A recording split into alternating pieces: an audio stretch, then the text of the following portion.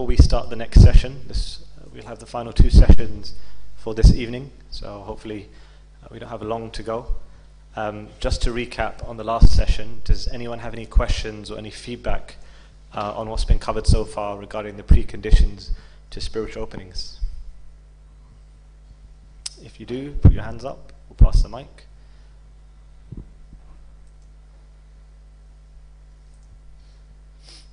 Doesn't seem like so. Okay, inshallah. So from now to 10:50, Saad Tawsif will be going through the 5 amals. So these will be, Saad Tawsif will explain, these are a gift that we'll be giving to you to take away from this retreat, but also to begin to implement within this retreat. And they'll spend 2 minutes recapping some of the key points that they've covered in the preconditions, as we know that there's been quite a bit that's been covered. Inshallah, just pulling out the key themes of what the overall preconditions to spiritual openings are.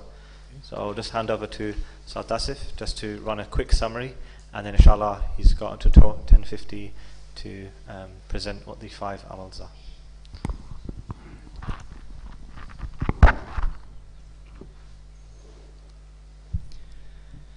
الحمد لله رب العالمين وأفضل الصلاة وأتم التسليم على سيدنا محمد وعلى آله وأصحابه أجمعين. But again, we continue our conversation on the preconditions, and one of the beauties of the teachings of the teachers and the mashayikh. In particular, we've seen a clip from Hazrat Sheikh Ahmed Dabbar, is a lot of the ulama, they build a thirst in us. That now we have understood where we've come from and the stages through which we can become closer to Allah subhanahu wa ta'ala, reflect the prophetic light. But then the how is missing.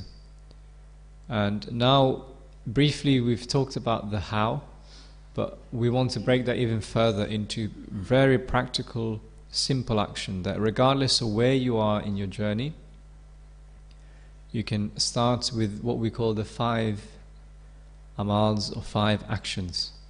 So this session is very brief. It's just to give you an overview of the 5 amals, that each and every one of you, whether you are in the 3rd stage or 4th stage or just beginning, that you maybe learnt about Islam yesterday, you can practice these and slowly grow and develop this in the spiritual journey. So as we mentioned it, so the 5 amals that I'll be explaining, so I'll just make this bigger. So let's begin with what we'll go through. So we've talked about the journey, where we've come from, our whole story. There will be a discussion on the dhikr and the muraqabah that we'll share as one of them, but in particular we'll be sharing 3 sheets that you will begin and will be part of your a'mal. So we'll say a bit more about each one of them, but really this will also be given to you as a handout, and he explains what needs to be done, when and how. So, but just as a quick summary, if you look at the right, yes, your right hand side, there are 2 adhkar or methods of dhikr and 3 sheets. And if we were to summarize them even further, that what is the analogy, how do these work together, is that one of them is like the nourishment and the other is the workout. That by actioning or doing the sheets, i.e. monitoring your tongue, and I'll also talk about ikhlas in prayer in more detail, they are like the exercise and the workout. But what happens if someone works out continuously, intensively, weightlifting and so on, but they don't take any food or nourishment? You'll also know that that person will not gain anything in terms of muscle and mass. So there needs to be a balance between working out and being nourished. Similarly, in the spiritual world, the dhikr and the adhkar that we are going to talk about in the muraqabah, they are like the nourishment, the energy that keeps you going and helps you grow and repair and develop. And the sheets are like the exercise. So let's go through each one. So I'll begin with the sheets and then we'll talk about the adhkar, because those are the ones where one of the muraqabahs actually we'll learn more tomorrow in more detail. But let's begin with the sheets. So we saw this in the previous presentation where we talked about the avenues of sin into the heart. So then the first thing, regardless of where you are in your journey, so some of you, alhamdulillah, you maybe have purified all your 7 organs. So you have done that intentionally, unintentionally, through guidance or just through your own understanding. That throughout your life you've preserved your eyes, your tongue, your ears and so on. But we all begin at the same place, because even if you have done it, then this gives you an opportunity to strengthen and become more steadfast. And if you haven't done it at all, then at least it gives you a beginning point. And the beginning point is the tongue sheet. And as we mentioned, it's a very simple process, but it literally, so you would have the sheet like this one. So you will have it in your booklet or in your handout, and you use that as a reference point every day. That, okay, I have these rules that I need to follow, because these are the things that Allah subhanahu wa ta'ala has forbidden, or the ways of behaving which are against the beautiful character of the Prophet sallallahu alaihi wasallam. So how do I start practicing this? So of course, first is understanding, okay, what is backbiting, what is slander, what is useless. So some of these are quite intuitive and basic. Some of them, for example, what is the difference between backbiting and slander? Does anyone know the difference between backbiting, ghiba and slander? Yes, brother? Backbiting is saying something in the absence of the individual, which is true, factual, and slander is reporting something and ascribing to someone, which is Yes, that's correct. Do you want to add something? I think the backbiting one, if you can correct me if I'm mistaken, it has to be that it hurts their feelings and it's true. Yeah. It may be true but not hurt their feelings. Is there a difference? So let me summarize, because maybe the people that haven't heard. So the question was, what is the difference between backbiting and slander? So one of the brothers has mentioned correctly. So backbiting is saying something behind someone's back when they're not present, which is true. And the slander aspect is to say something which is false, just making up a claim, or that this person has stolen this much money when they actually haven't. And maybe let's say someone, maybe they have a past where they used to, let's say they've come out of prison, but now they're reformed. They don't like people mentioning that. That's a factual aspect, but you just mention it to people behind the back. Oh yeah, he used to be a drug dealer, he used to be this, he used to be that. Now the question that the Brother Abdul Rahman has asked is that the distinction for backbiting is that it needs to be something true which hurts their feelings. So can anyone clarify, is this a necessary condition for backbiting, that it must hurt the feelings, and if it doesn't, it's okay?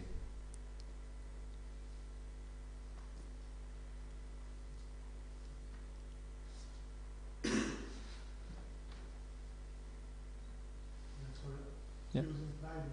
Implied in your answer. Yeah, so just to clarify, so yes, so it's something which is true, but if you said it to their face, they would dislike it.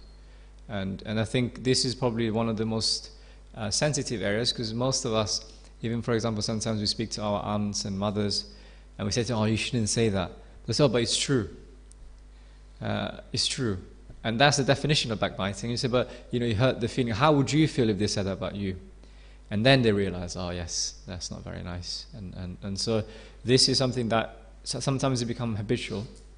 So anyway, so we learn what are the rules, how do we protect our tongue, and we have no excuse. Today, there are many Islamic sciences, institutions, online, offline, And even online, there are free courses on the internet, on YouTube, where qualified ulama, so I'm not talking about teenagers who've found their faith and then now they become dawah people, but I'm talking about qualified, classically trained Sunni ulama who have the courses for free. They teach, okay, what are the sins of the tongue?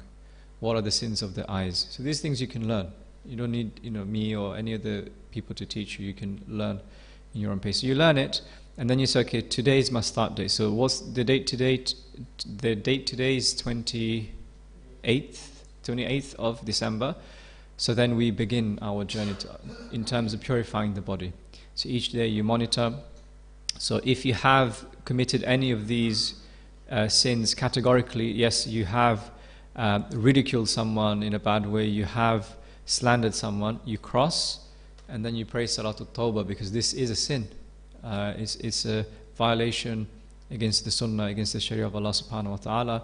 So you use the conditions of regret, remorse, strong intention to not return to the sin, and stopping that sin. So then you turn back to Allah and then you start again until you're able to complete 30 days.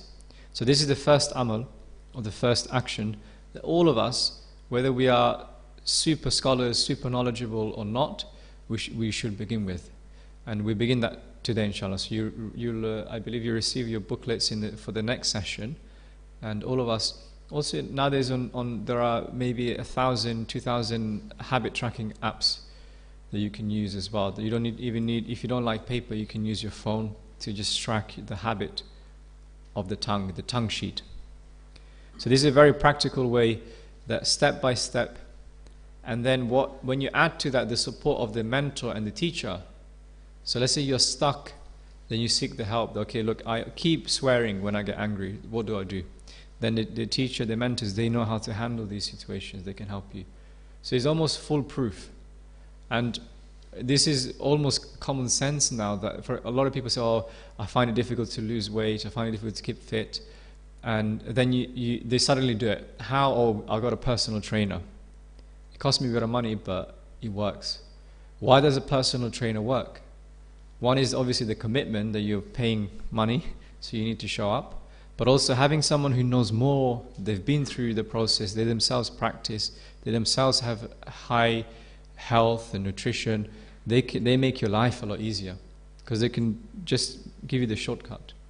So this is the idea, that this path almost is foolproof because you have the help of the personal trainer through it. So that's the first one. And again, you've seen this and we talked about this. The prayer. Now, this is, if you, for example, people like myself, we struggle to pray regularly, then the first level we should focus on is completing the 5 daily prayers. And this prayer sheet then becomes our way of building that habit, that we track ourselves. So so let's say the rules: intentionally missing salah with jamaat without valid excuse, intentionally missing salah, not performing salah. So these are different levels. For those who are established in the prayer, we give you a different level. So this is the amal that you want to practice is the spiritual prayer. So let's say you do your physical prayer, you know the meaning of the prayer, you are praying in jamaat where it's possible. So when we say you pray in jamaat, is where the jamaat becomes where you're in a situation where you should pray in jamaat. Where, for example, you are near the masjid, you can hear the adhan, and there are many conditions in terms of distance and facilities. So for example, if you're at work and you're in your workplace, there's only 2 or 3 Muslims, and it's not possible for you to pray in jama'ah, then that's fine, but you can try to maybe, okay, we'll all try and pray Dhuhr at 1 o'clock, we'll all try and pray Asr at 3, something like that. And if it's not possible, at least you've made the intention. But again, don't overdo it. But the main point is, if you're not established in your prayer, the first level is to become established in the prayer physically. If you are established in your prayer 5 times a day, then the first level of spiritual prayer, and in the booklet there are at least 10 other spiritual levels, and inshallah in this retreat you will learn the spiritual ascension in prayer, which is a level almost higher than the ones in the sheets. to some extent. But the first level, just for us to practice, and we can do this even, let's say after this session, you pray some nawafil, some tahajjud, some sunnah, or tomorrow morning you're praying fajr, you can practice this. And what it is remember we mentioned the three keys. Allah subhanahu wa ta'ala is with me, He is watching me, and He is listening to me. So these are, let's say, three keys of thoughts that you have. So Allah is with me, He's watching me, He's listening to me. So then the first level is with each physical movement in the prayer. So let's say you say Allahu Akbar and you fold your hands. You bring one of these thoughts. Not with the tongue, because that would invalidate the prayer, but with your heart and your mind you think Allah subhanahu wa ta'ala is watching me pray.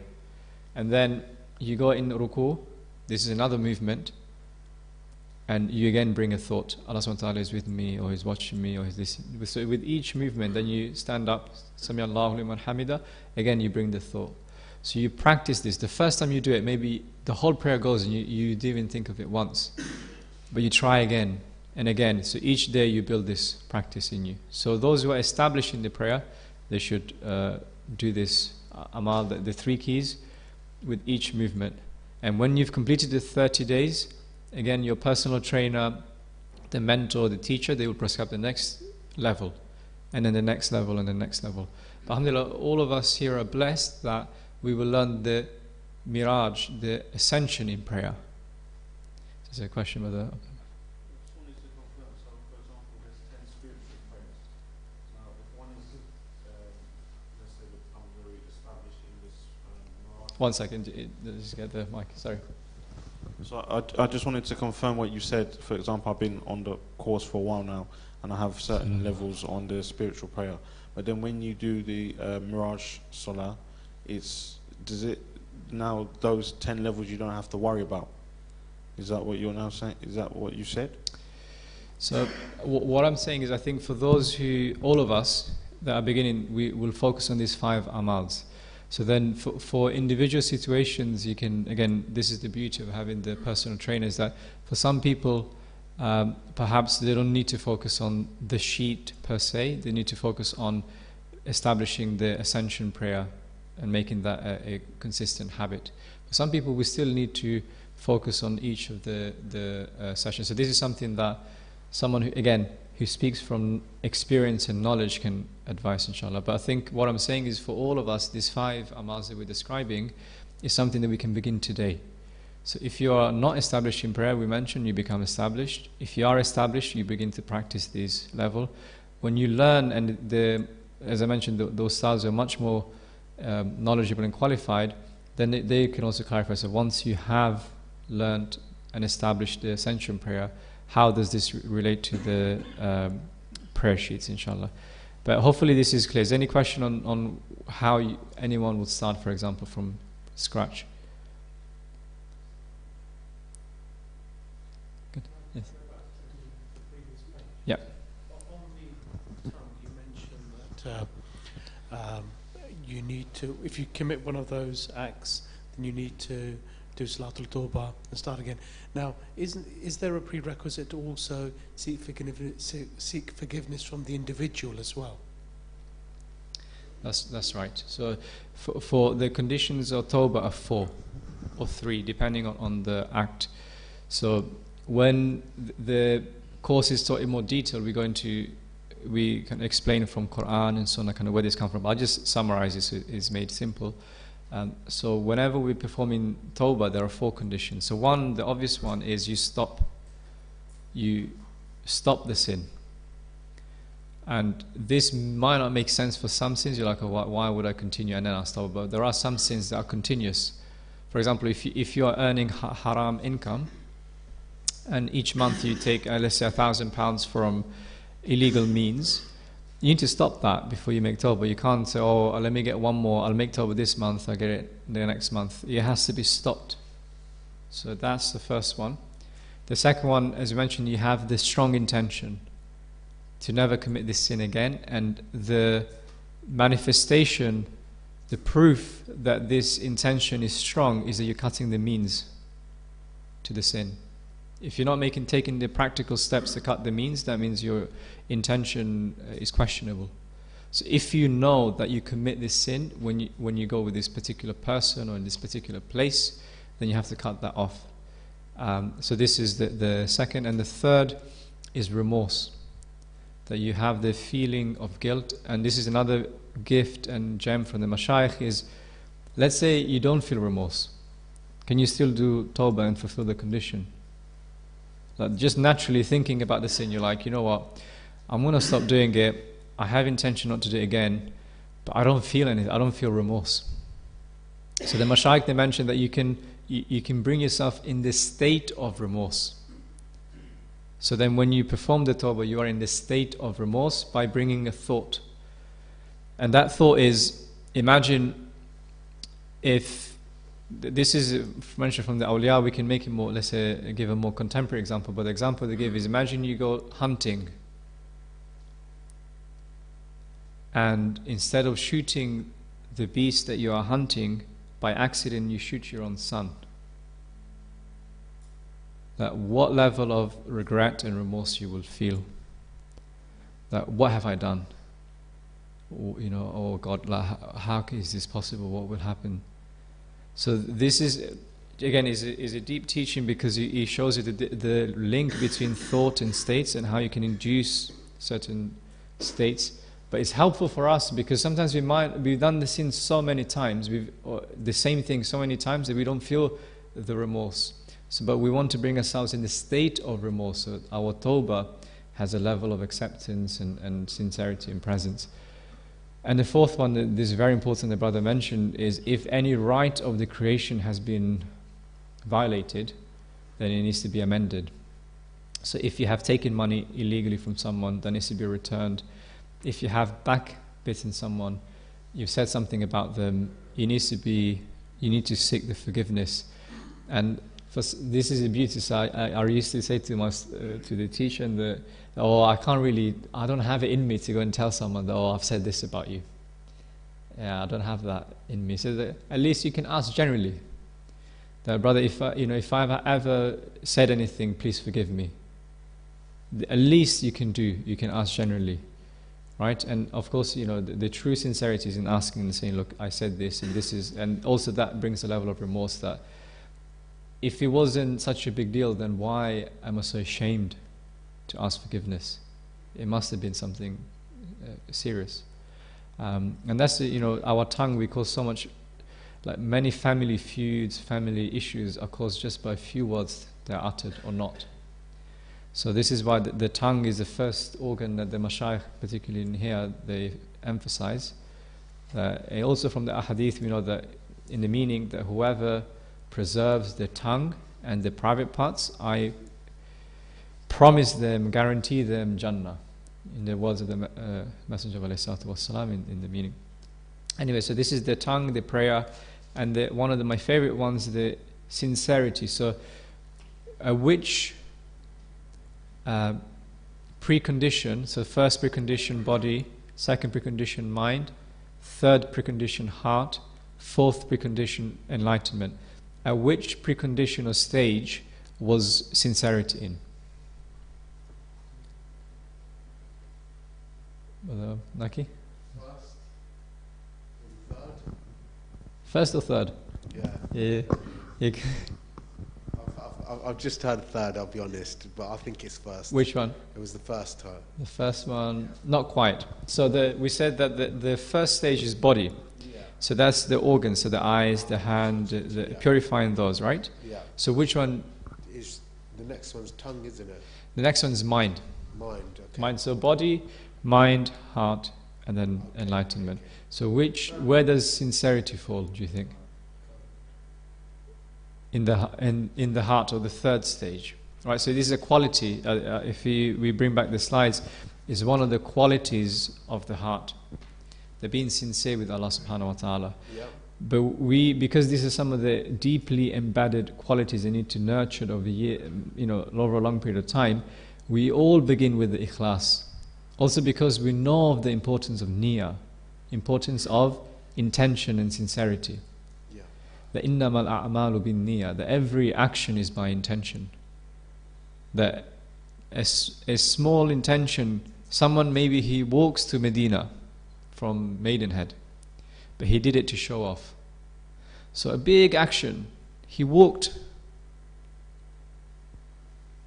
but he did it so people maybe they do takbir, nare when they see his name, maybe.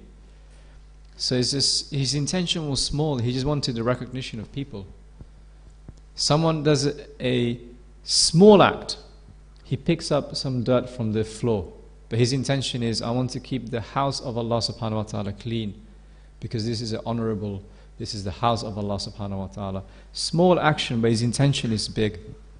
So we know of this, right? So now how do we practice this?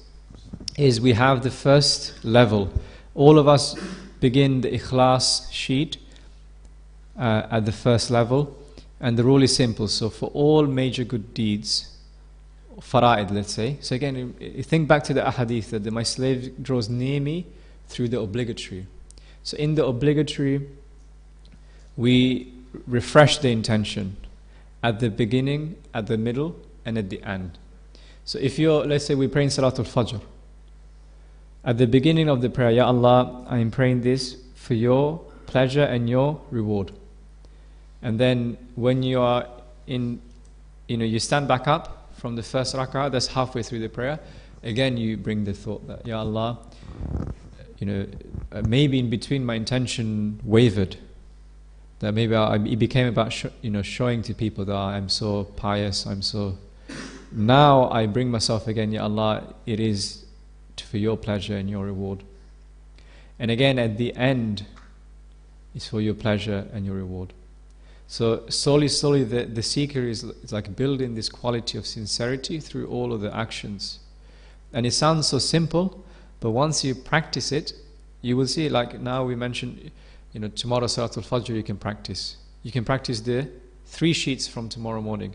The tongue, the prayer sheet, and the ikhlas sheet. So you have all 3 here. And it's a similar idea that you monitor. Now, just a quick question. How long do you think it takes to monitor 3 sheets every day? Like, how long does it take you to physically sit down and say at 10, quarter to 11 and saying, okay, my tongue sheet, take or cross, sincerity sheet, take. How long does that process take? If that. Does anyone here not have, let's say, 1 minute to monitor the sheet each day? And still, many of us, people like myself, we find it difficult. Like, how much easier does the path to Allah subhanahu wa ta'ala have to be made? Really. That, yes, I'm not underestimating the effort that you have to do each day to remember the niyyah, to remember the keys when you're praying, to preserve the tongue. But what it comes down to is accountability. That takes 1 minute, 2 minutes each day, but done consistently. And then when you're struggling, you have your personal trainer. What do I do next?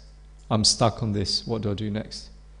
So with this, you can see that from the wisdom of the Quran and the Sunnah, is like the Mashaykh, they've given us something in this day and age where people struggle to have time.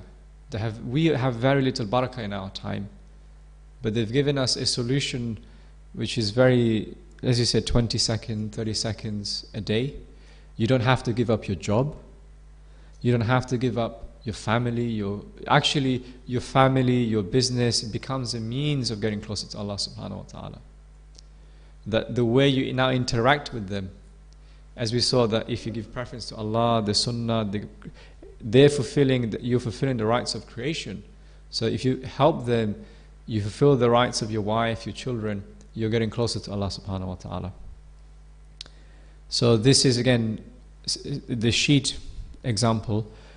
And then inshallah we'll teach and practice the muraqabah, the meditation, which is a very simple helping you become more conscious and mindful of the presence of Allah. It's 10 minutes a day. And this is, as I mentioned, like the nourishment. So as you are going through the sheets, you're like struggling against the nafs. The nafs is getting battered. Just like when you go, I don't go to the gym, but if you go to the gym, you have to really push weights, and it's tiring and it's difficult. So when you're doing the sheets, it's like that. But after a while, maybe it becomes enjoyable. Like many of the brothers who encourage me to go to the gym, they say, "Oh, it's just the first couple of weeks, and then it becomes easy." So similarly, even with the sheets, brothers, is the first couple of weeks. And if you can get through the first, attacks of shaitan and nafs, then inshallah it becomes almost like a game. Allah subhanahu wa ta'ala has made it easy and beautiful to become closer and closer to Him. And to complement the meditation, where you focus and try and train your mind and your heart to be present with Allah subhanahu wa ta'ala, we also have a La ilaha illallah, which is the afdal of dhikr, the best of dhikr, which you practice. Again, this is individual. This is by yourself in your own time, that helps you purify the nafs.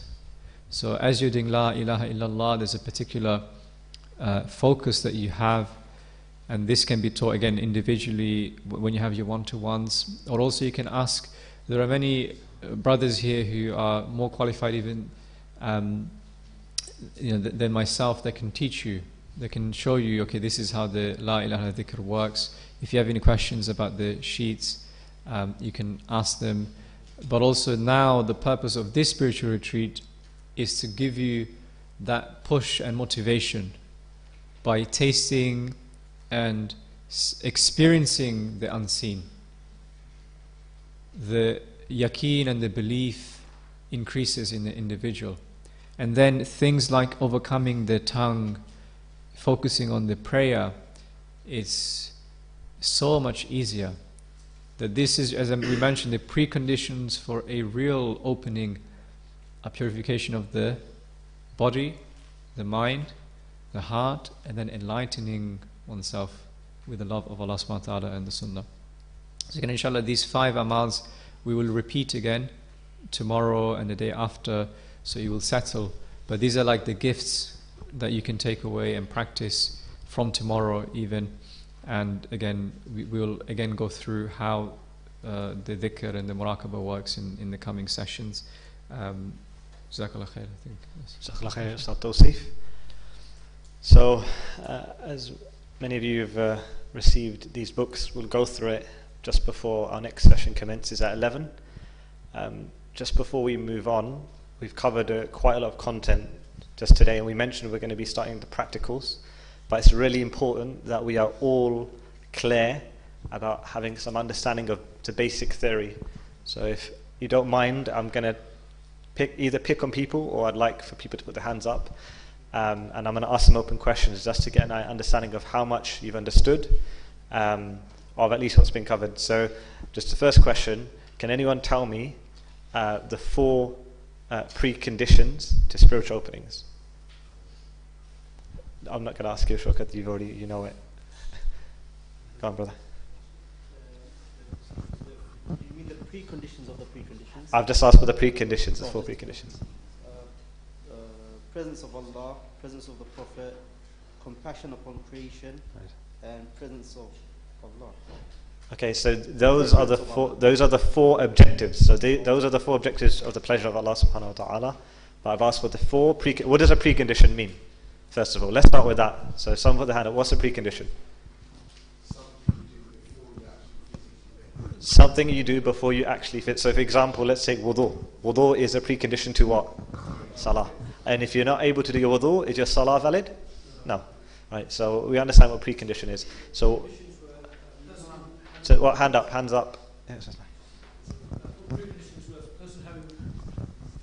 The preconditions of a person having iman, which was the first one I believe you said. Right. The second one was essential knowledge, such as fiqh, how to read salah, for example, wuzu.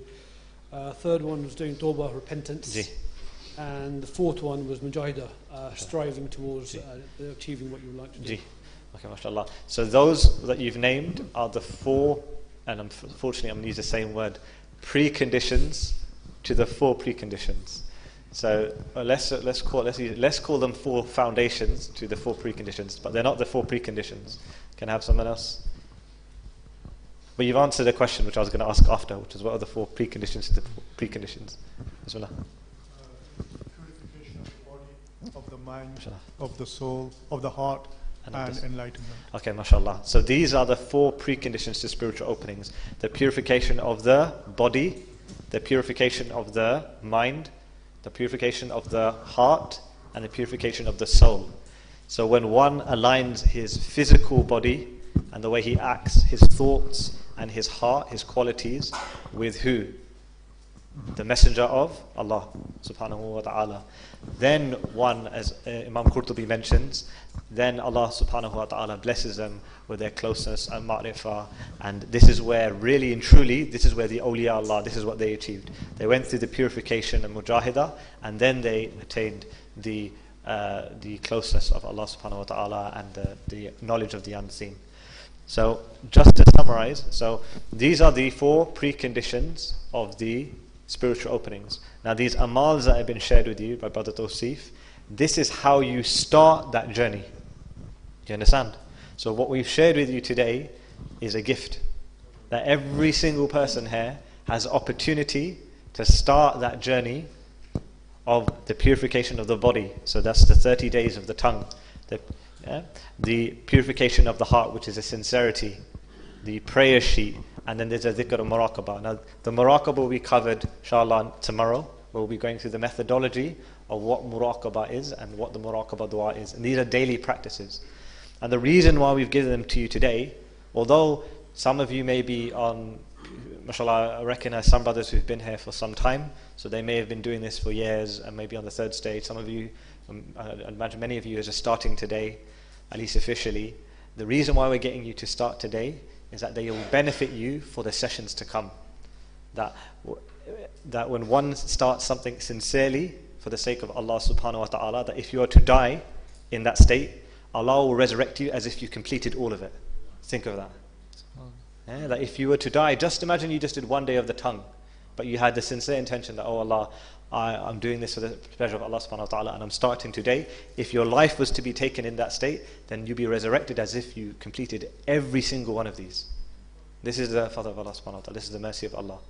So this is why this is a big gift that you've been given by the mashayikh and those and the ustads, that you start this today. Inshallah, if anyone has any questions, we will be recapping this tomorrow. But also, if you want any, if you want any advice, inshallah, the ustads are here as well after the sessions, and we can happily sit down with you just to go through a little bit more detail. Is that okay? So, inshallah, the books that we have been given you. So, inshallah, does everyone have their book? Okay. Can I have a show of hands of those who've registered, just so I can get a clear idea of those who've put their hands up? Okay, Michelle. And can I have a show of hands of those who haven't registered and have the book? Okay, just TK, that's fine. Okay, mashallah. Alright, so for those who have this book, they should be registered, so make sure that you speak to Brother Abdullah. I don't see him here, but I will point him out to you after the next session, that you should register your name, so we have a clear idea of who has the book and who doesn't. This book has all the methodologies that are going to be covered within this retreat, and some methodologies which aren't going to be covered in this retreat, right? So it is a compendium, it's a holistic book or manual of going through each of these methodologies for each of the muraqabahs that we're going to be covering. Now, just to stress, as one of the brothers asked as well, is that this is incredibly, how can I say, important. This is incredibly, valuable. That there's very few people in the world that today will have access to some of the material that's in this book. Do you understand? And this should be kept as a personal book. This should not be used to distribute publicly. That, in fact, you won't really benefit from the methodologies unless permission is actually given by the mashayikh and by those who have been taught this by our teacher, Shaykh Ahmed Dabbagh. So even if it were to be shared, it wouldn't benefit anyone. So that this should be kept solely for your own personal book, and that the following session is one where we are going to get you to start to self-reflect. So part of that means that you'll be writing potentially in this book, right? And particularly things that are of personal nature. So we'd like you to keep these to yourself, not to share them amongst yourself, and that you should keep this, hopefully, inshallah, in a safe place with your luggage, or at least with you at all times. Is that clear? and that you are not to share this outside of this retreat. So again, like, this is a huge gift that you've been given, that it's, I can't stress enough that some of the methodologies that have been taught that I'm very sure you have never seen anywhere. Yeah? That you have never seen anywhere. And it's from the oceans of knowledge of the awliya Allah and the Anbiya Ikram. So without further ado, we are going to be starting our next session. Our next session is the 7 obstacles to spiritual openings. And may I request Ustad Abdul Rahim Ad-Dabbagh to attend the table. Just before we start, I'm going to give you 5 minutes just to stretch your legs. And inshallah, if you can stay in the room, that would be good. It will give you an opportunity also to flick through the book, because we'll be referencing some of the pages in this book. So the 5 amals that Ustad Tawsif went through, you'll find at the end of the book, the last few pages. So you can have a look through that and start to look through how it works. Yeah, Bismillah. And yeah, inshallah. So I'll give you 5 minutes from now, inshallah. Just before Sadr starts, we'll play a short video clip. Is there any people that haven't registered? It's just Abdul Rahman and Nizam. How are you? He put his hand up. I said, go right. Yeah.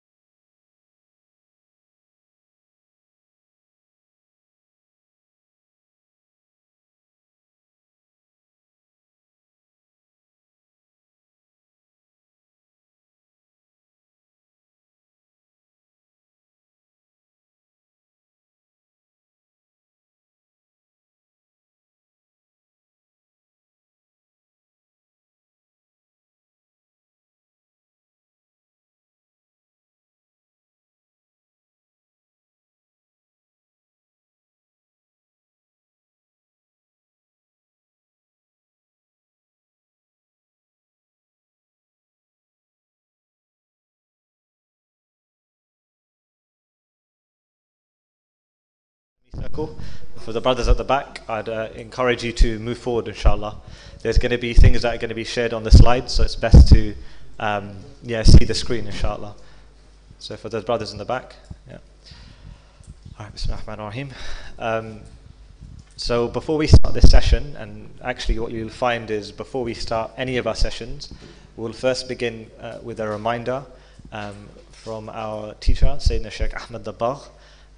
Inshallah, this will be a reminder for all of us and a refresher of why we are here and to take away something of benefit. And also for those who are not acquainted with Shaykh Ahmad Dabbagh, for you to begin to become acquainted, as this will become very important, at least in the following day, where we begin to do the spiritual travel.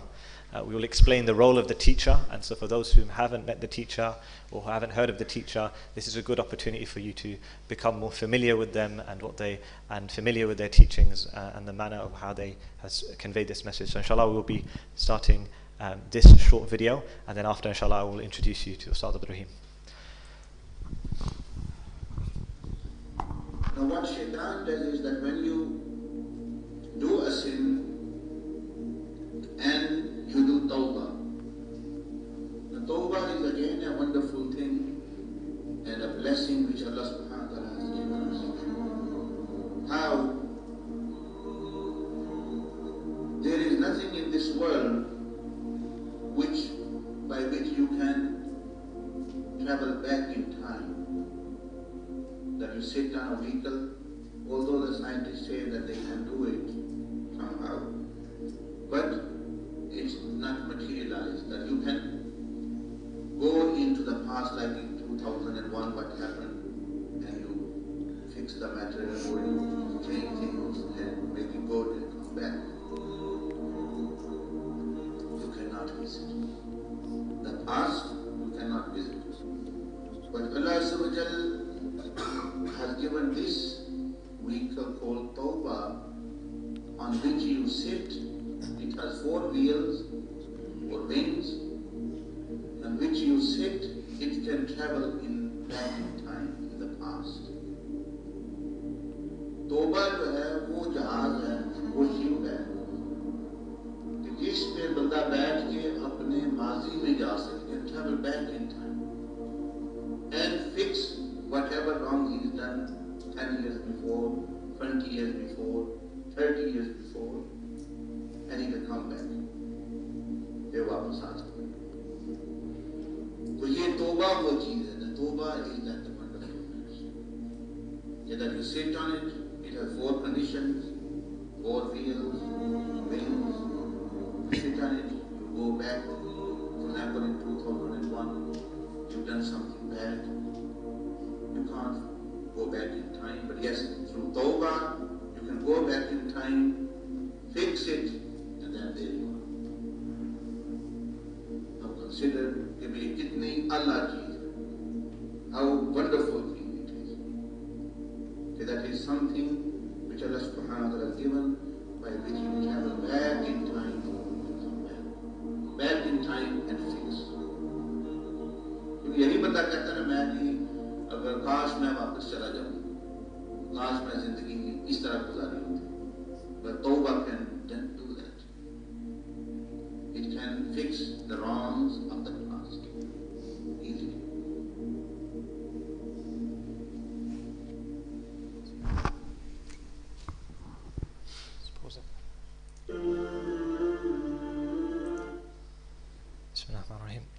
So without further ado, inshallah we'll be starting the next session that Ustad Abdul Rahim will be conducting. This session is the 7, or it will be written in your books, the 6 obstacles to spiritual openings. So we've gone through preconditions, and now we're looking at the major things that prevent people from spiritual openings.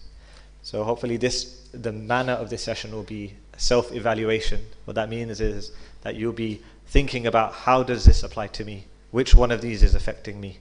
And inshallah, Ustad Rahim will also be going through what can you do to unblock these in this retreat today before we begin to start the practical sessions tomorrow. Does that make sense? So inshallah you should see this on, I believe, page 44 in your books. and this is it should start with the 6 obstacles to spiritual openings. This session will go on to about 11:50, and this is the final session of tonight. So please listen attentively, and you don't have to write in your books now. For those who don't have pens or do have pens, you can then use later, maybe later tonight or tomorrow morning, to maybe do some self-evaluation, inshallah, or before you sleep, inshallah. So without further ado, I will give it to Saad Rahim at-Tabagh.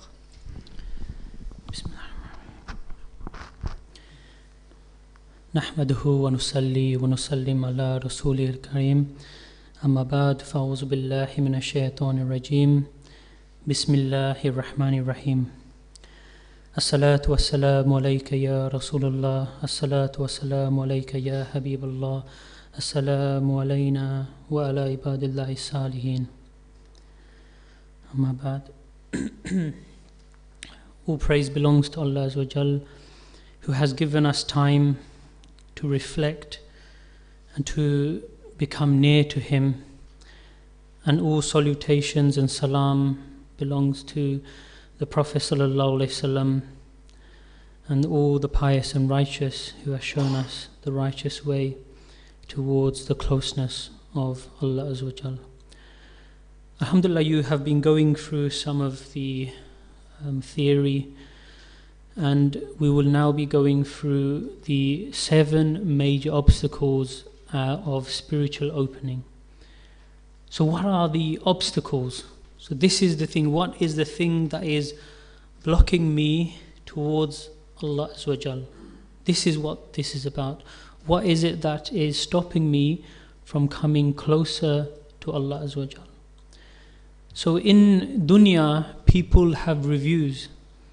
In dunya, people have businesses, have financial reviews. Every year or so they have reviews on how the business has done, how the business cash flow is, and how it can improve the following year. It checks its expenses and the things it could have used and not used, and how it can save money, etc. So this is something that everyone should be doing. The review of their own self, their own body, mind, heart and soul.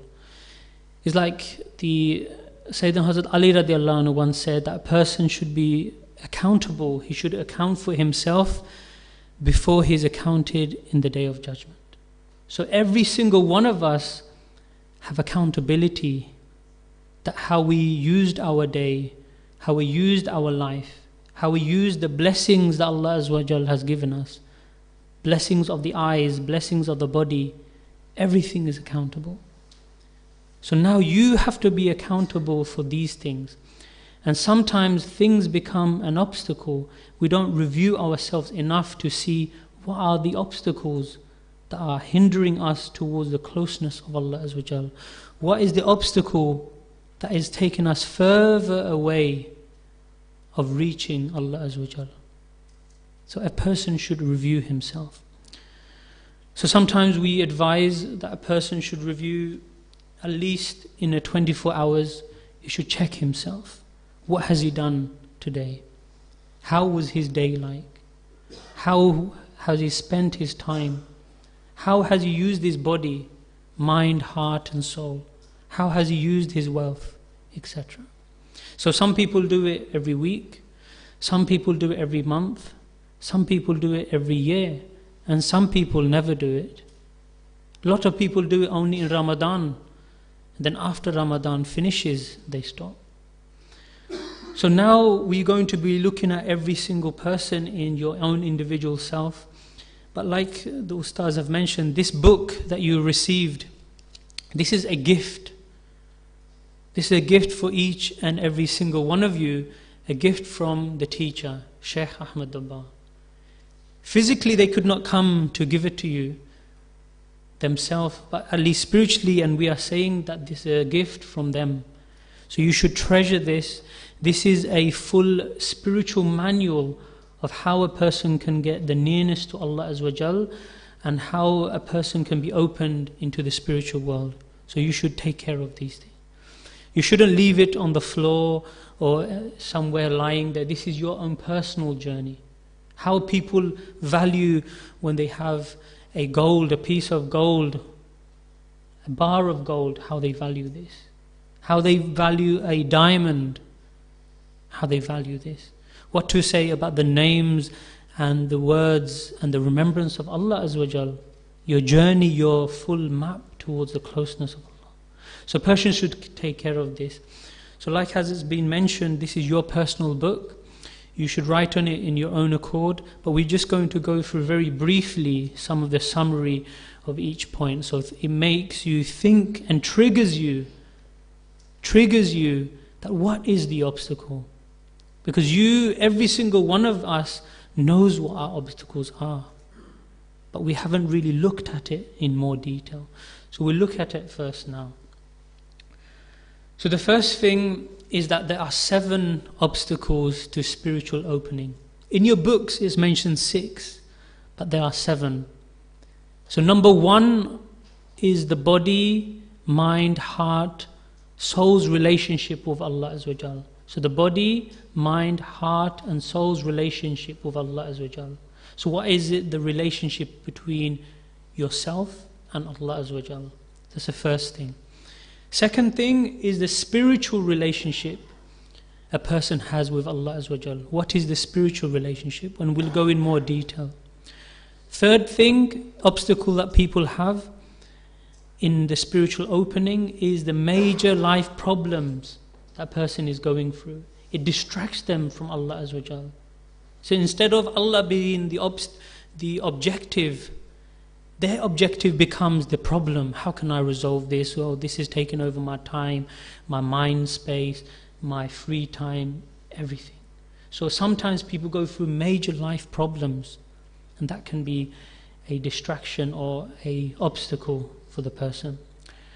Fourth thing is unlawful wealth is also another distraction that takes away a person from Allah Azza wa Jalla. Fifthly, the marital relationship. So husband and wife, if you are married. So sometimes this is distracting for the person. That can take up major time, major effort in the person's life. 6 is the relationship with one's parents, one's siblings, friends, colleagues. That can be a distraction as well. Because majority of our time we are spending at work, spending in education. 8, 10 hours a day, every day you are spending time with these people, colleagues, etc., and people who are close to you. And 7 is submission to the teacher. So this is a key thing actually, and we'll talk more detail in this, how when a person submit means that he listens, abide, then he will be easy to guide. You will be easy to be guided. If you are blind, then the person who's holding you will be able to take you towards the pleasure of Allah Azza wa Jalla. So how a person can enable the teacher to actually guide him, how it becomes easy for the teacher to guide you. So that is the question. So submission to the teacher. So number 1, we'll just go through briefly, and you have touched upon these elements. So number 1 is the body's relationship with Allah Azza wa Jal. Am I disobeying Allah Azza wa Jal with my tongue, eyes, ears, hands, feet, stomach, modesty? So you have gone through all of these already with the ustads. But just to refresh, can someone give me an example how a person can disobey Allah Azza wa Jal with the tongue? So anyone, if you can put your hands up. Gee. How can you disobey Allah with the tongue? I would imagine with your tongue, by backbiting or slander, what we spoke about before. So something which goes against the Quran and Sunnah, so backbiting, slandering, lying, anything like this. Because to hurt someone is actually worse than breaking the Kaaba. Imagine how emphasis Allah Azza wa Jal has given. The Kaaba is worse than breaking the Kaaba. So someone give me an example how a person can disobey Allah using the eyes. So anyone, you could just quickly. So looking at unlawful materials, looking at opposite agenda, etc. So it's usual things that people sometimes fall into traps. So for example, many people, our Mashayikh Sayyid Abdul Aziz Dabbar Rahmullah mentions that if a person closes the eyes of sin, then his eye of spiritual eye will be open. The reason why people are not sometimes able to see the Prophet ﷺ or the spiritual world is because of this as well. Because their eyes are lustfully gazing at the material world. How can Allah bless that person sometimes? If he's attracted to unlawful means, pornography, images, which is indecent. So if a person closes his eyes of sin to the world, then the spiritual eye will be open. As simple as this. So if you want opening, then you must close all of these organs. This is the very foundation of a spiritual traveling towards Allah Azza wa Jal.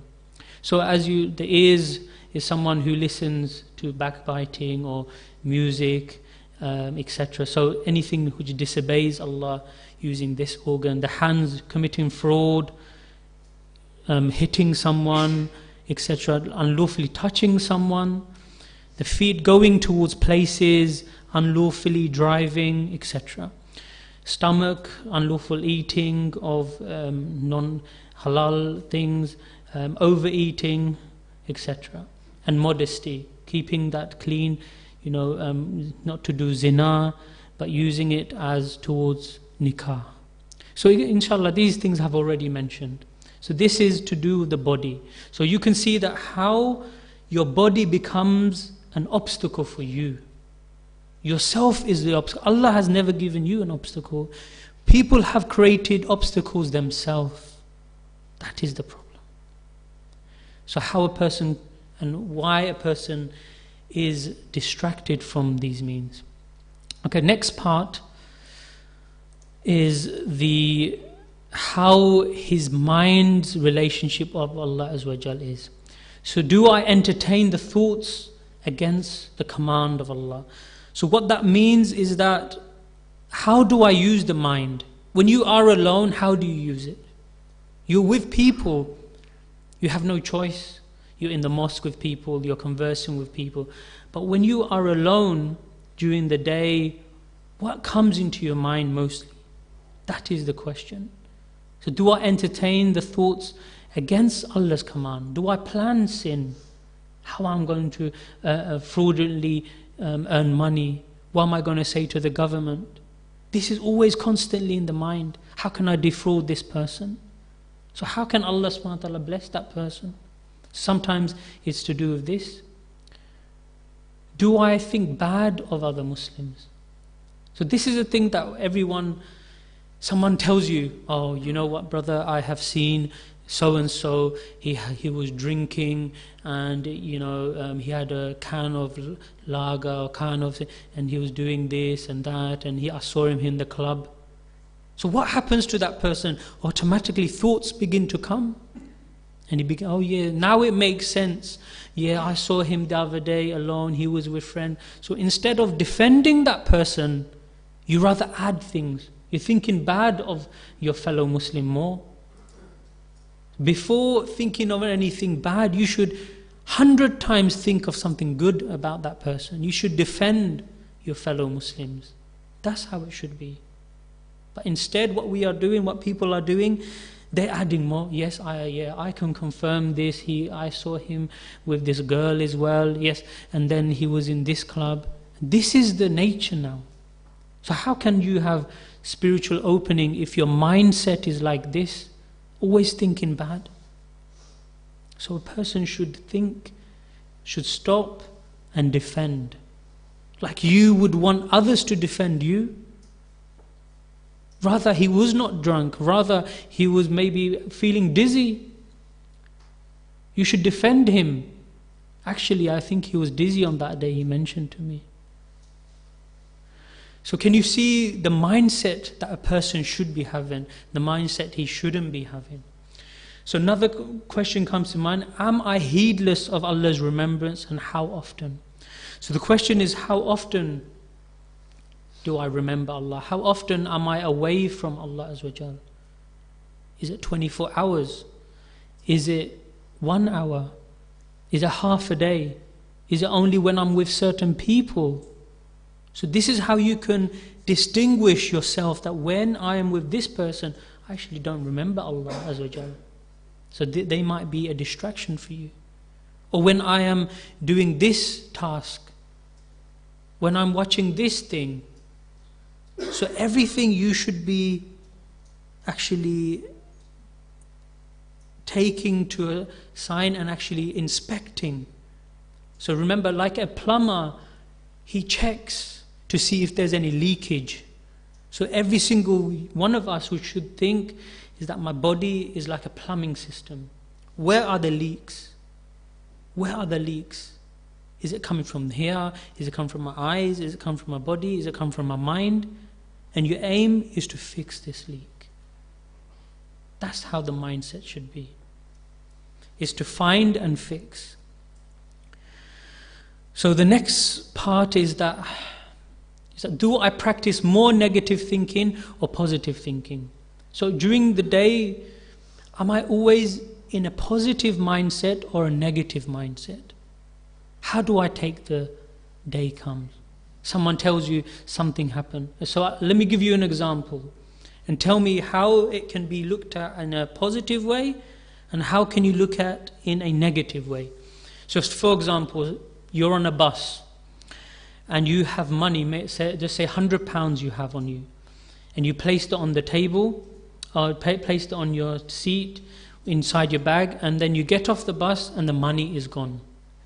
And you think the person who was walking past, he actually pickpocketed you. You know, you believe this is the case. So you can see this image of this person, you can imagine them taking it. So can someone tell me what is a positive mindset and what is a negative mindset? So what is a negative? How can I use this in a negative way? So can someone give me an example of a negative way of thinking in this situation? Okay, tell me the example. Of the individual that was sitting next to me, taking the money from my Right. bag.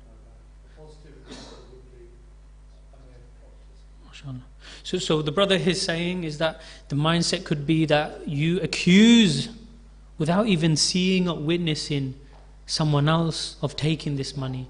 Someone who is sitting next to you, someone who may have been, got so innocent, nothing to do with it, but you accuse him or her. That could be a negative.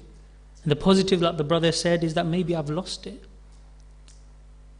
Another way of thinking, alhamdulillah, this is all both good examples.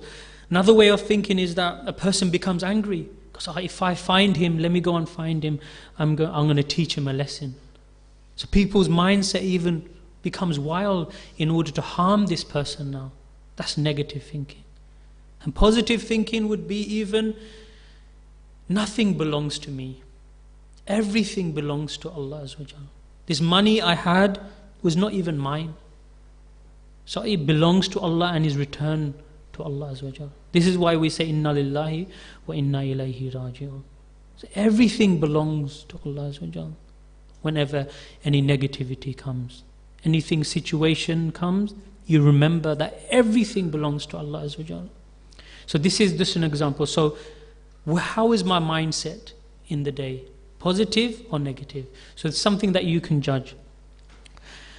Okay, out of 100%, how much is each one? So give yourself that. Is my positive, is it 70% negative, 30% positive during the day? Or even go more detail, you can check, is it during the night time?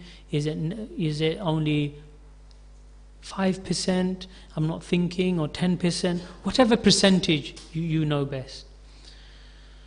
Do I spend time in reflecting upon the creation?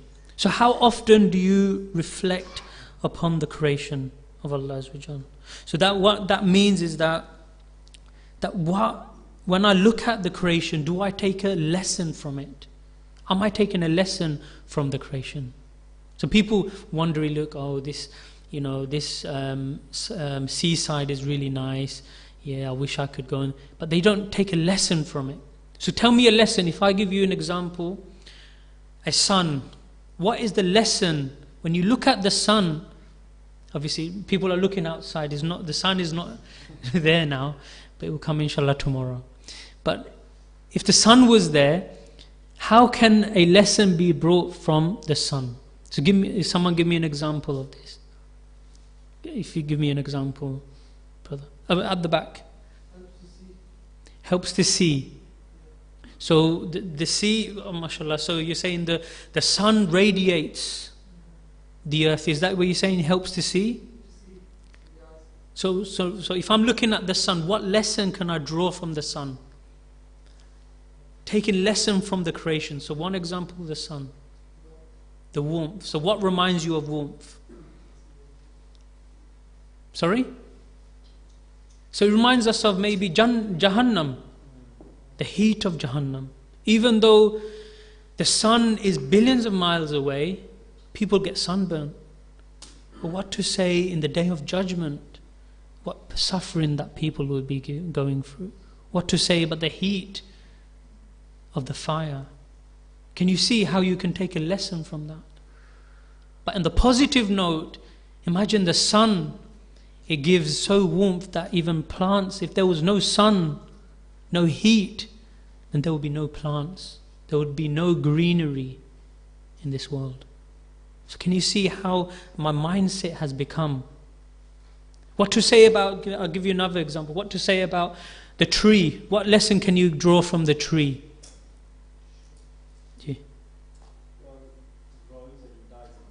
MashaAllah. MashaAllah. So like the brother said, like when you look at the tree, it grows and then it dies during certain seasons.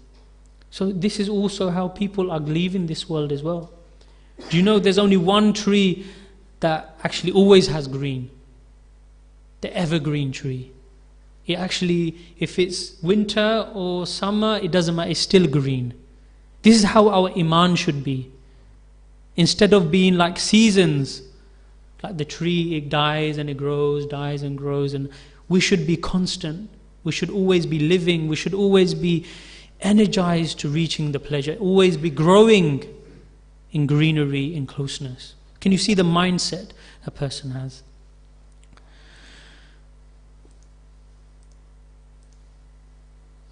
So the next part is, how is your heart's relationship with Allah? Am I more humble or more arrogant? So this is simple.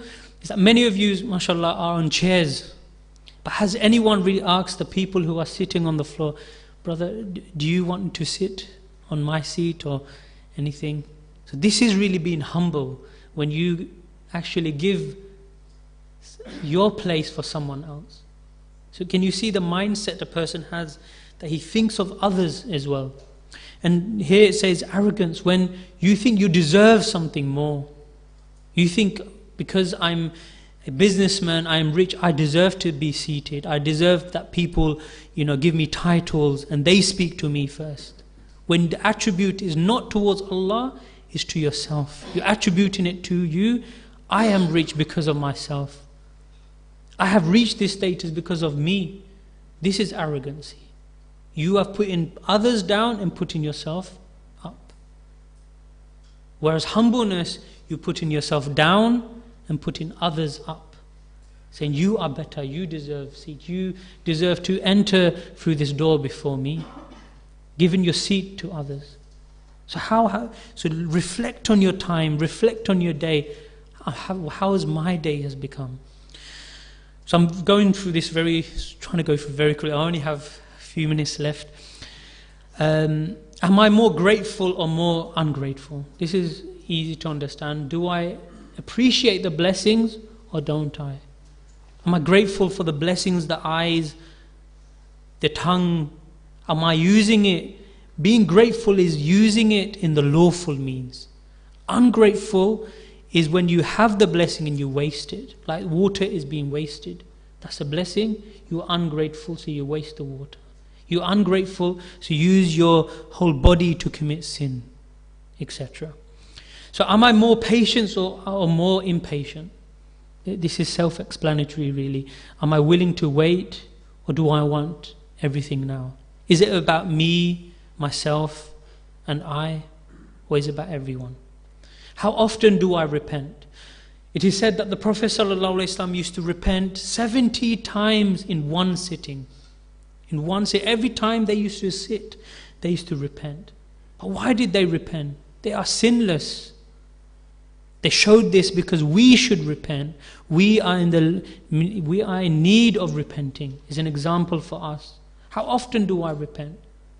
How often do I repent?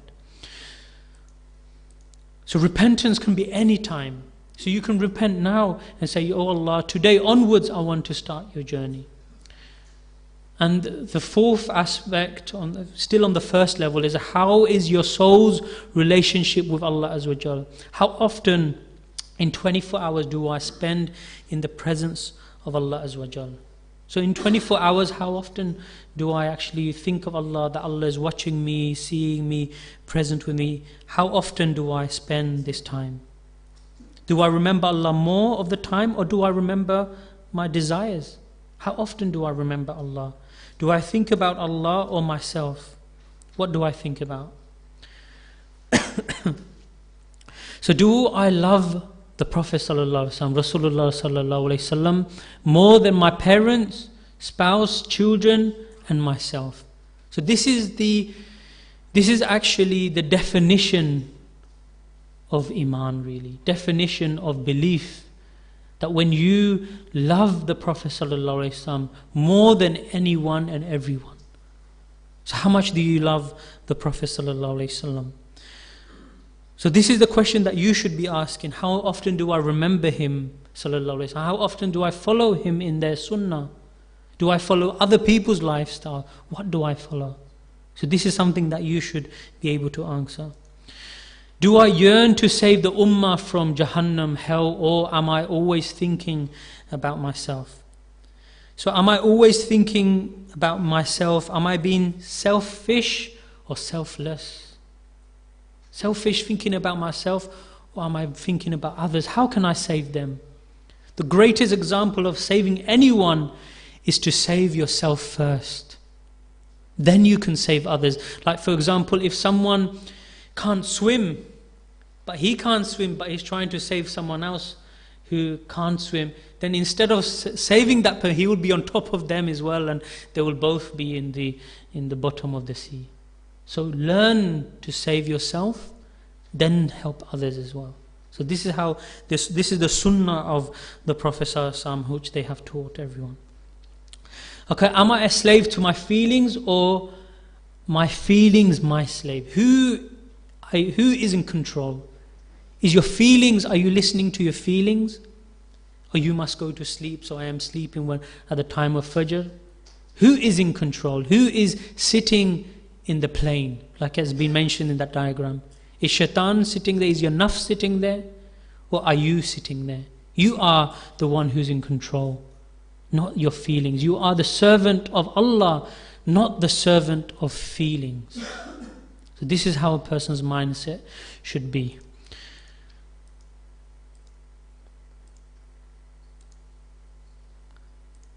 So this is, we're not going to go into detail on this, but there are 7 levels of faith and Iman which a person can strengthen. But I'll just be touching what our aim should be is Ainul Yaqeen, is to have the certainty of the spiritual vision, certainty of the opening of the spiritual eye. That's our aim. When this, after traveling with the thoughts, with the imagination, then a person will be able to travel spiritually in different realm, in the angelic realm, meeting the awliya, meeting the Prophet ﷺ, meeting in the hereafter. So these things, a person, is our aim. So inshallah, this is, certain people cannot comment on this, but inshallah, those who have seen, they should compare to the last retreat. Have I improved on this? Is, for example, you're seeing through a TV. One is seeing through a TV.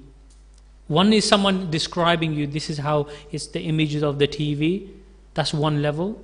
The other level is that you are looking at the TV now, and you can see the TV, 2D or 3D now, 4D now they have. And one thing is being inside there, so physically, spiritually, a person can see what is on the TV, interact with the being, interact with whoever is in that TV, for example. So this is different levels. So we go to the next part. So third aspect is major life problems a person goes through. So what is the major life problems a person goes through can sometimes be a distraction. So what one should do is write down 2 major life distractions and problems, and then try to find the solution. So whatever comes in your mind, it might be a sin, it might be a person, it might be an obstacle, it might be illness, it might be anything. But you write it down and think, how can I overcome this? Sometimes overcoming it is to speak to someone, asking forgiveness, forgiving that person sometimes as well. So if a person doesn't know how to overcome obstacles, alhamdulillah, there are ustads here, they can speak one-to-one. If you give your name to Brother Tasif or Brother Harun or Brother Zia, inshallah, then they can take your names, and then inshallah a one-to-one appointment can be made if you do not know the solution or you want help with that as well. So today what you should be doing is do 2 rak'ah of Salatul Hajj and beg Allah Azza wa Jal to resolve your problems. So what does that mean is to ask Allah Azza wa Jal for help, really. Person asks Allah Azza wa Jal by performing 2 rak'ahs of Salatul Hajj. So he learns that and then he leaves, he asks everyone, but he forgot to ask Allah. So now begin to ask Allah Azza wa Jal lawfully with the right means with Salatul Hajj, and then begin. Number 4 is unlawful wealth, and this is again self-explanatory, is that are you earning wealth in a haram means, are you spending in a haram means? So earning is what, for example, unlawful benefits, alcohol, businesses. So anything goes against Quran and Sunnah. Are you spending wealth in buying alcohol, buying drugs, etc., wasting money here and there, and through gambling or etc. So write down some solutions, and inshallah you can reflect on it as well. Again, do Salatul Hajj, and Allah subhanahu wa ta'ala will inshallah open doors for you. And number 5 is marital relationship. This is sometimes one of the major obstacles that a person goes through, is between the husband and wife. So one example I'll give you of a marriage. If you imagine, inshallah, there's a husband who's on top of the mountain, and the wife has fallen down the mountain, and the husband is clinging on to her hand, clinging on. She's literally hanging on to the husband's hand. Now what she doesn't know is that the husband, on his back there's a large rock which has fallen, and his back is bleeding, and he's going through pain and hardship, but he's never letting go of that hand. What the husband doesn't know is that the wife is holding on to his hand, but next to her hand there's a snake which is keep on biting and biting, but she can feel that pain, she can feel the blood dripping down her face and her body, but she is not letting go. So this is really the relationship that husband and wife have, that they don't see each other's problems sometimes, but they are strong. That's how we should become. The husband during the day, he's going through work and he goes through hardship, but he never maybe tells the wife. The wife is at home, she's getting hardship from her family and friends and saying, oh, you should demand this, you should want this, but she's still not letting go of you. So this is the relationship. Whatever relationship, is it because of time? Is it because of intimacy? Is it because of friendship? What is the distraction? What is the obstacle? You should write it down. Person again has any problems, do Salatul Hajj, ask Allah subhanahu wa ta'ala help, and inshallah mention to an ustad as well. 6 relationships, number 6 is, are you going through any major issues in any of these relationships that distracts you from Allah Azza wa Jal? So that is parents, siblings, friends, colleagues. Like we said, these are the closest people to us. So if we cannot resolve the relationship with the people who are close to us, then how can we become and how can we have good relationship with Allah Azza wa Jal? Because Allah tests us through relationship. He tests us through parents, through siblings, through colleagues. That is the test. So if we can't forgive them, how can we expect Allah subhanahu wa ta'ala to forgive us? So this is how our mind should be. Forgive them, not for even their sake, for your sake. Because why? Because day and night you are thinking. Day and night you are going through hardship, worrying. Just forgive them.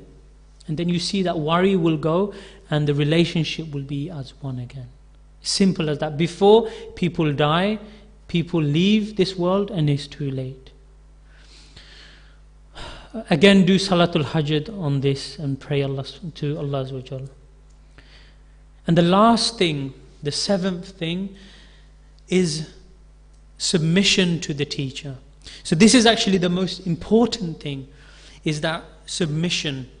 A person should focus fully on what he has learned and what he's been learning. Firstly, one should think that I am nothing.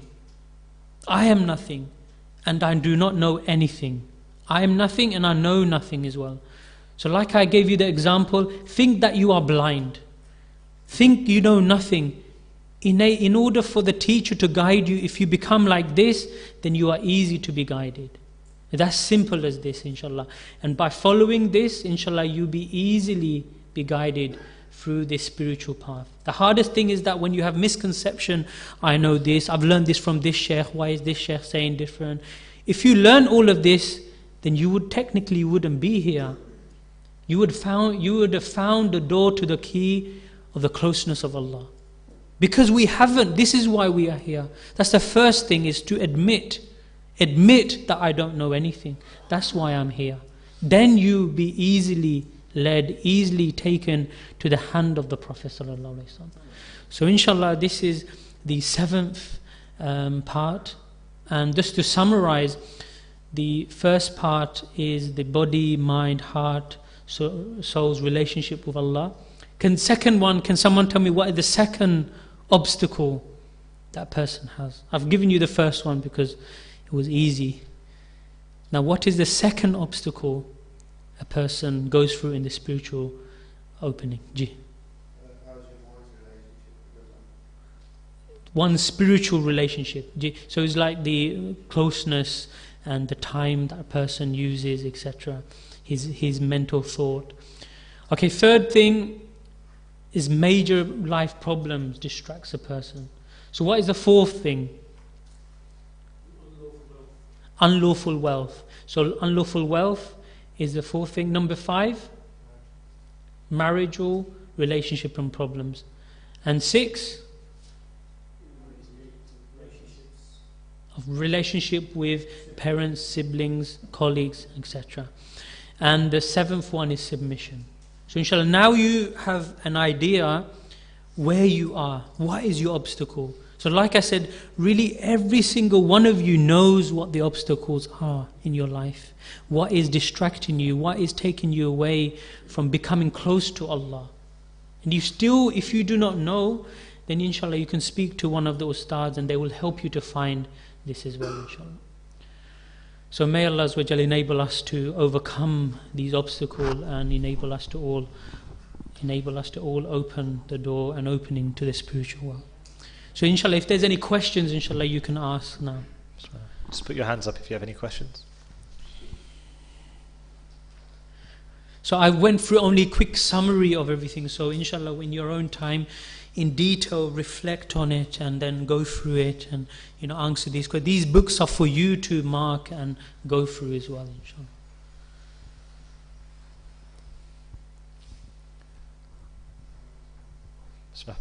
Good. Just pass the mic to. Assalamu alaikum. One. Basically, you know, like number 2, which is spiritual relationship with Allah. What does that exactly mean? Does it mean that if you do get, like, you know, like see the unseen and you're connected to Allah, I mean, maybe you can ask Him for favors, maybe you can get some support, friends, I don't know. You know, can you just give me a little topic on that, please, with respect? Jazakallah khair. It's basically using the 24 hours, how you are spending it with Allah Azza wa Jal. The relationship, the spiritual relationship with you and Allah Azza wa Jal. So in 24 hours, how am I using the body, the mind? How am I thinking? Am I thinking about fulfilling desires? Am I thinking about Allah Azza wa Jal? Am I more in the closeness with Allah or not, etc. So it's more of the 24 hours of being in the remembrance of Allah subhanahu wa ta'ala. So do I love the Prophet sallallahu alaihi wasallam more? Or, you know, how do I love the Prophet sallallahu alaihi wasallam?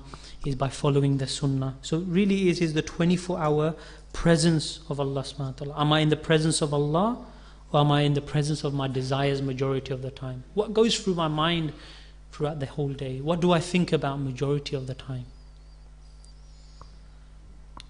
Any other questions? We'll take one more.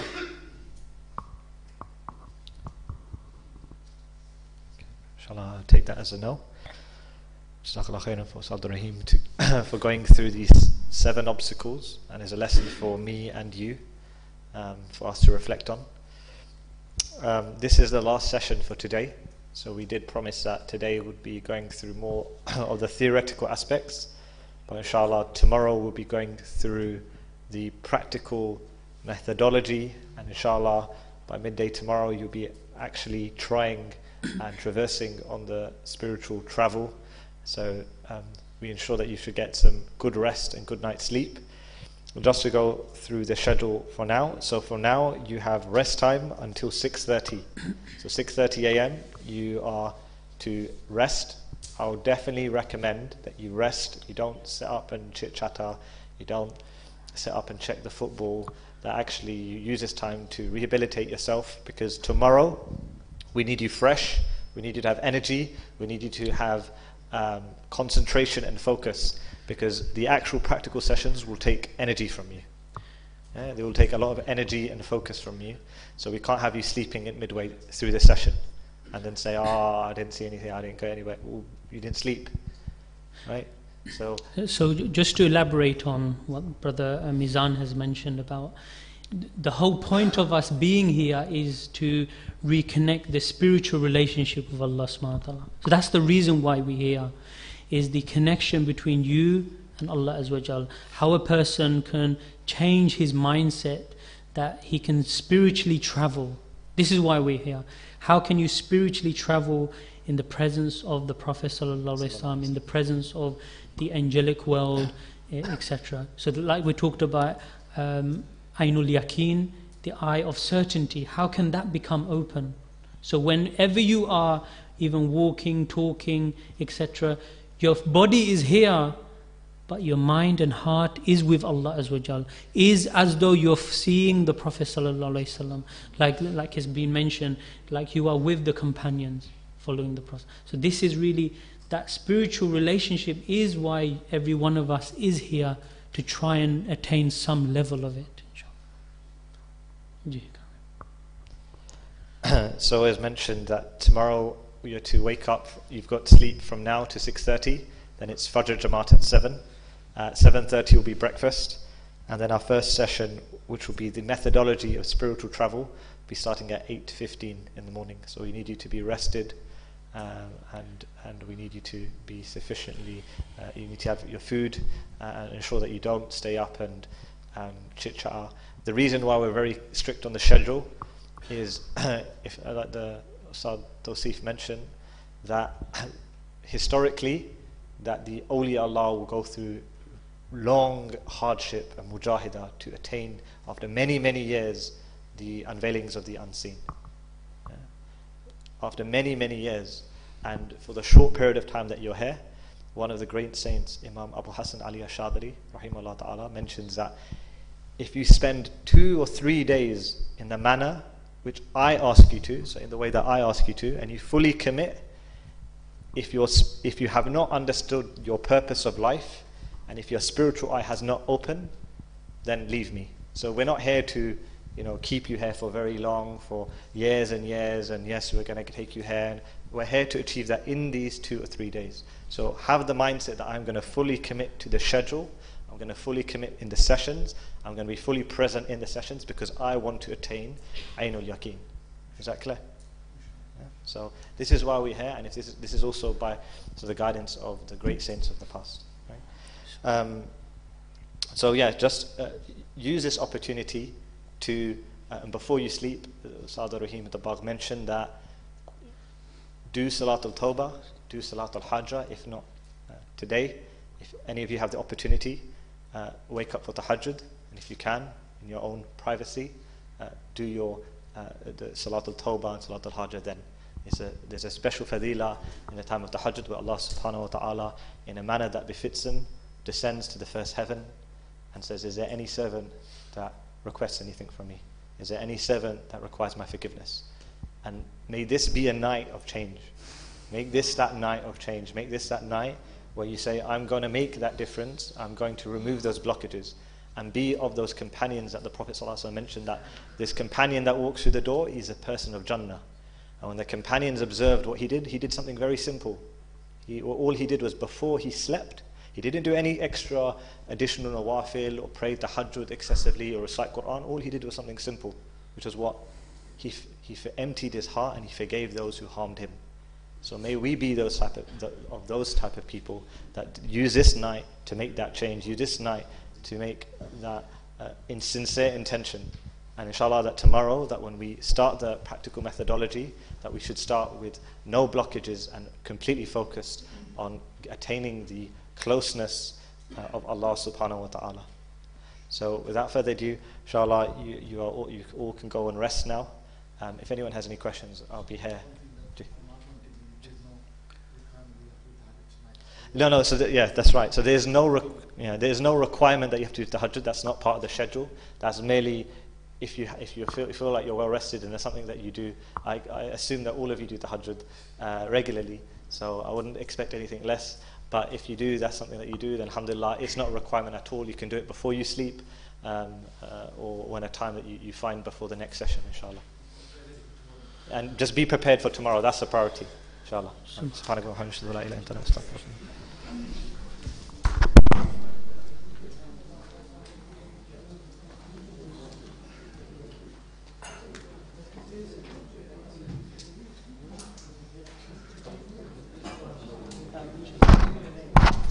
Just a kind request to move the chairs if you've used them, because there will be Jama'ah for Fajr, so it'll be on the way for the believers.